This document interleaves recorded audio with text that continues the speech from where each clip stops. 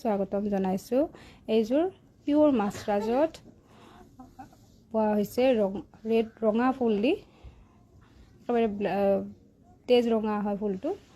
আৰু ইয়াতে চাইড পাৰি ব্লাউজ পিচ গোটেইখিনি আছে আৰু খুব আহল বহল। যদি ভাল লাগে মাত্ৰ এযোৰে আছে, পে'মেণ্ট কৰিব আৰু এড্ৰেছ দিব। পাৰিলে ভিডিঅ'টো শ্বেয়াৰ কৰিব। নাম্বাৰটো স্ক্ৰীনত দিয়া আছে, বুকিং নম্বৰটো আৰু প্ৰাইজো লিখি দিয়া থাকিব।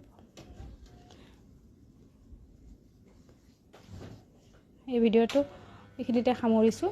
নেক্সট ভিডিঅ'ত লগ পাম।